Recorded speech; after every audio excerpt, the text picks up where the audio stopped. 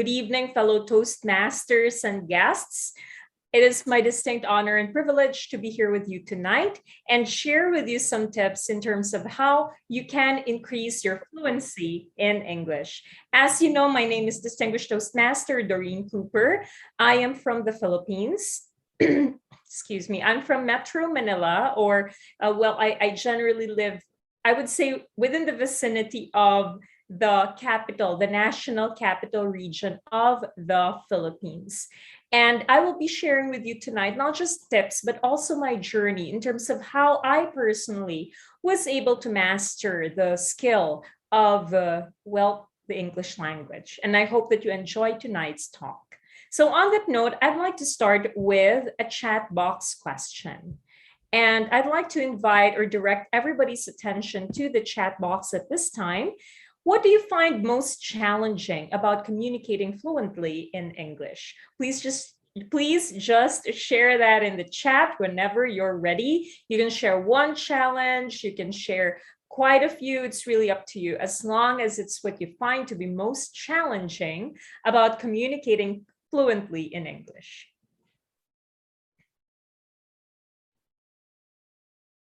All right. Toastmaster Inda, Mrs. Metro Manila. Thank you for those kind words. Right now, it's really chaotic with, like COVID. I hardly ever leave the house.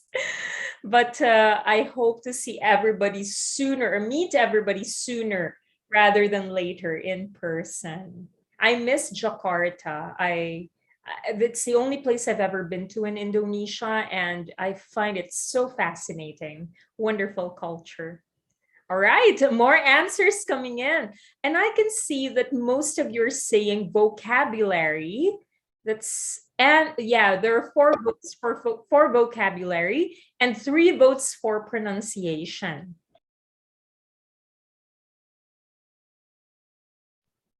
Hello, can you hear me? I got muted.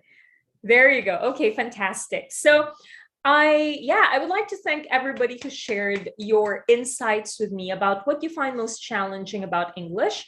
And I will do my best to connect your answers with the insights that I will be sharing in tonight's talk. So on that note, let's talk a little bit about, a story that I hope you're able to gain insights from. And what I'd like to share with you is my own personal story in terms of becoming fluent in the English language. If you were to ask me, so I never took a fluency test, but I have been in communications for the longest time, and I'll talk more about that tonight. So I cannot, in terms of the fluency, if I were to rate myself, I would say that my written and spoken level is at a native level. But again, I haven't taken any exams to be able to, confirm that. So that is just based on my own self-assessment. Having said that, one thing that really worked for me was, I'm the little kid in the photo there. One thing that really worked for me in terms of learning the skill was, it was actually my first language. So it was the first language that was taught to me at home. And one thing that I think we can take away here is, start as soon as you can. Don't wait for tomorrow. Don't wait for next week. If you really want to learn something well, start as soon as you can. And that's my mom who's holding me. My grandmother was a speech professor, and she started training me as soon as I could start reading and writing. In fact, in a way, I was homeschooled before I entered the school system here in the Philippines. So again, start as soon as you can. That's one insight that I'd like to share with all of you tonight. Now, here's another photo. This was me in high school. I attended 2 schools. The first school that I attended was a special science high school in the Philippines. And the second one was an American international school in Dhaka, Bangladesh, because my mom worked with the United Nations. So we traveled quite a bit as a family as well. But when I was in high school, one thing that I did was, even though I was studying in a school that specialized in science and math, I took up additional electives in speech and drama. And one thing that we can take away here is if you really want to learn a skill and learn it well, it's important to find ways to have fun while learning it. So this was me at 16 years old having this was our photo for our what do you call those graduate books, like it's something that your school produces as you graduate, and that was our speech and drama class. Again, it's important to have fun while you're learning a skill. But yes, so you're learning. Another thing that you need to take note of is, so this was me when I graduated in college. And what I'd like to share here is I took up organizational communication, or it's also a variation of business communication. That was my major in college. And what I can share here is it's important to start as soon as you can. It's important to have fun while you're learning. It's also important to aim yourself it's important also to help yourself enrich yourself in fundamentals. So learn the theories, learn the rules of grammar, and we're going to be talking about that later on. It's important to learn the hard skills or the technical aspect of the English language to become better in it, because it's good to have fun while learning that, but you need to learn the rules in terms of how to use the language as well. Now, let me share with you a few more photos. Some of them might look a little bit familiar because I have one competing in a Toastmasters contest. So as we continue the journey, one thing that I can share here is it's important to continue to find ways to upskill, just like joining Toastmasters, which you, ladies and gentlemen, are doing. This was me competing last year when I joined the evaluation speech contest. I placed first runner-up in the Philippines last year. And this year I'm serving as Division B director. That's for Division B is the Central Business District of the Philippines. It's Makati City. And the skills that I have built along the years, ever since I was a kid, have helped me. It's what I earn from today. I work as a trainer. I work as a content creator, and it has also helped me gain certain recognitions like this one, where I was named as one of the top 100 most influential Filipino women on LinkedIn. So this is my own journey. Now, what other tips? I've shared a few insights about my journey with all of you.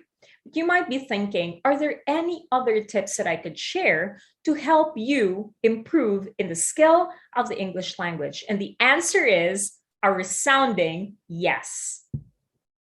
So here we go. Here are some tips for communicating effectively in English. Let's get started. The first tip that I'd like to share with you tonight is to read in English. This will help address your concerns of grammar. Why is it important to read in English?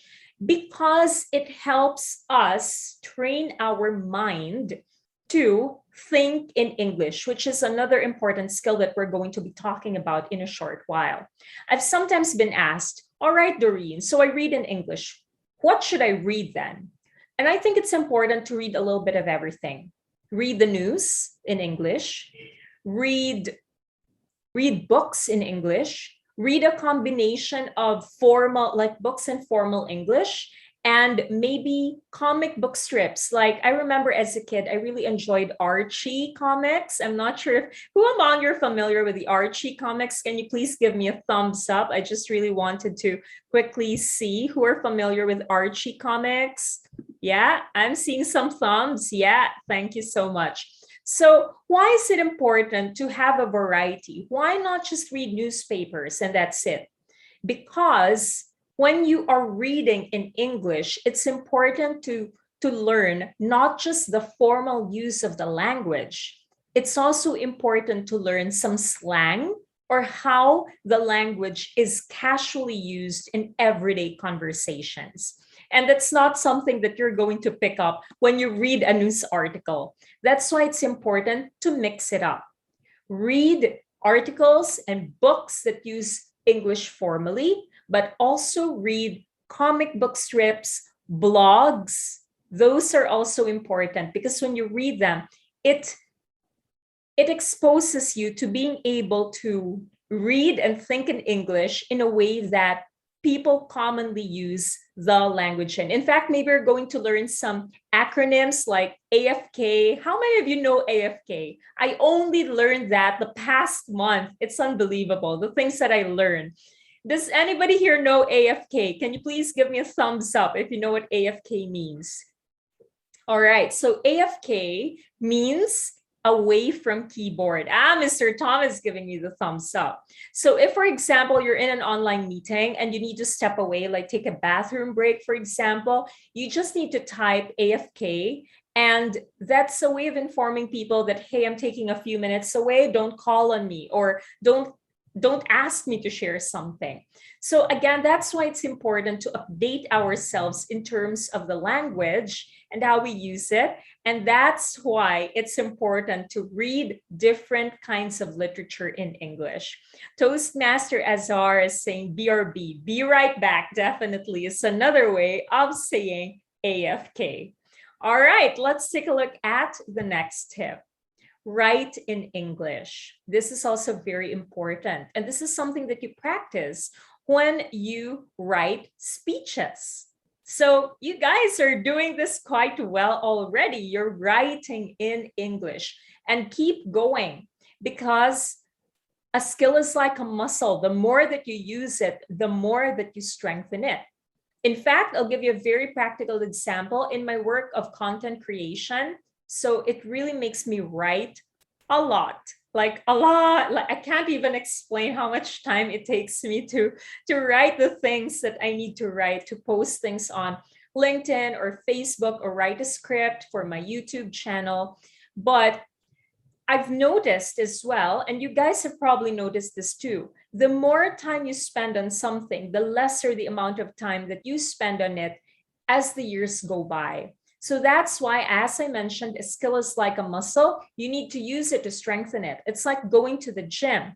You go to the gym once, you can't expect that you're going to come out being really fit and toned. It's like you drank or you took a miracle pill. No, it doesn't work that way. You need to go a couple of times in order to strengthen your muscles and to become toned. In the same way, keep writing, keep going at it, keep working on your speech projects, because this really helps you be able to strengthen the skill of writing in English.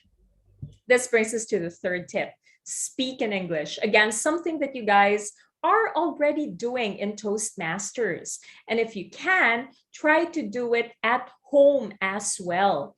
Because one thing that can really make a difference in terms of becoming or going faster in your progress of fluency in English is if you are able to immerse yourself in the culture. And again, part of that is we've already covered reading in English. It's part of immersing ourselves. Writing is part of it. And speaking the language regularly is another thing as well. It's an entirely different skill altogether. This brings me to my fourth tip for all of you tonight.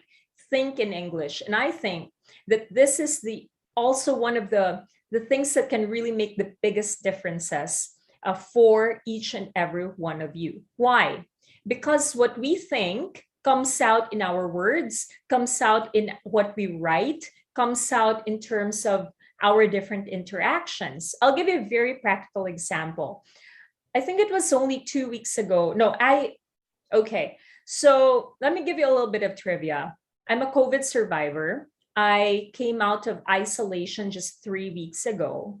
And one of the first workshops, because that's my livelihood, I deliver a lot of workshops. One of my first workshops when I came out of COVID was at the last minute, I was informed that my participants included some Westerners or foreigners who could not speak in Filipino. Most of the time, when I facilitate workshops for the local crowd, I need to inject Filipino in my workshop. In fact, what the language that I use is called Taglish, Tagalog. That's what we call it's a local way of calling the Filipino language, and English. So it's a combination of the two. And then 5 minutes before the workshop, I was informed that there would be some foreigners in my session, and therefore I had to deliver the session from start to finish in straight English. Now, there are people who might get really scared or flustered. But one thing that really helped me, even though I was already prepared, mentally prepared to deliver it in Taglish or Filipino and English, one thing that really helped me was the moment I heard that 5 minutes before the session, I immediately shifted thinking only in English. Because if you translate, for example, you speak in your local language, and then that means you're thinking in your local language, and then you translate it to English, and then later on respond to English, then it makes the processing time a lot longer. But if you train yourself to start thinking in English, then it's automatic. It's easier for you to speak and write immediately in the English language. So this is one of the things that really, truly makes a world of a difference. I'm just going back to the chat right now. Oh, okay, we had a, all right, no, okay. So we had a friend who left. My apologies. I thought there was like a question or a comment. So I just wanted to quickly check. All right, so I hope that those tips are helping so far. And I also wanted to share a few more quick tips before we ended the session and went into, I think, a few minutes of Q&A. So just very quickly, one is don't be afraid to make mistakes. I think that's very, very important because fear can stop us from practicing. Number two is to have a goal. If your goal is to become fluent, break it down.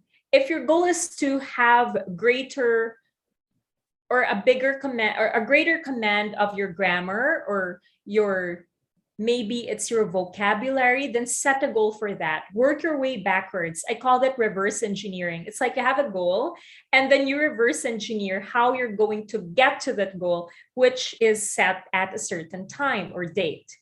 Next is it's okay to ask for help. Seek help, ask for tips, ask for feedback, just like we do in Toastmasters. Also look words up. If there's a word that you don't understand, don't just brush it off. Take it as an opportunity to try and understand what that word means. I use the vocab, what do you call this? The dictionary all the time. I have a dictionary, there you go, installed on my phone. And every time I come across a word that I don't know what that word means, I look it up immediately, and I also immediately listen to the pronunciation. That, by the way, is also a way to train yourself to be able to pronounce better. The dictionary is my best friend. In fact, as a kid, there were times when I would literally sit in a chair and go through the dictionary and practice reading the pronunciation guides next to the word, because it will really train you. And the best thing now is you have those dictionaries on your smartphone. All you need to do is open that up, listen to the pronunciation, imitate it, do it a couple of times, because repetition is key when you're training yourself on this matter. A few last tips. Look up root words. For example, the root word of presentation is present. That's also a way to guide you in terms of the pronunciation that you guys might sometimes find confusing. Another example, evaluation. The root word is evaluate. So that also gives you an idea how to pronounce the longer word, because the root word is simpler and you know already how to pronounce it. Other tips that I have for you. Number 6 is to practice synonyms. If you hear a word, start thinking about what other words mean the same thing. For example, if you think of the word, what is our word of the day again? Was it spell, if I'm not mistaken? Yes, okay, fantastic. And I remember our grammarian defined it for us and also shared some synonyms. Do the same. It's a great mental exercise that will help you expand your vocabulary, and try not try to use the same word twice. Try to mix it up so that it gives you a chance to practice the vocabulary that you are using. Number 7 is to practice proper punctuation. And that is definitely something that you can get others to provide you feedback on, because maybe you're trying your best and you think it's great already, but maybe there's still some ways that you can improve on your punctuation when you've written, for example, your speech out. Ask your mentor, for example, to just take a look and give you feedback on your punctuation. Next is use the power of pause. This helps us eliminate or reduce our fillers and repetitive words or language. Number 9 is to also understand casual slang and incorporate it into the language, something we've already discussed. And last but not least is to practice, practice, practice. On that note, if you have any other questions, even after tonight, feel free to reach out. I hope that this quick information or educational talk helped you be able to understand how you can do even better or improve your skills in the English language even more.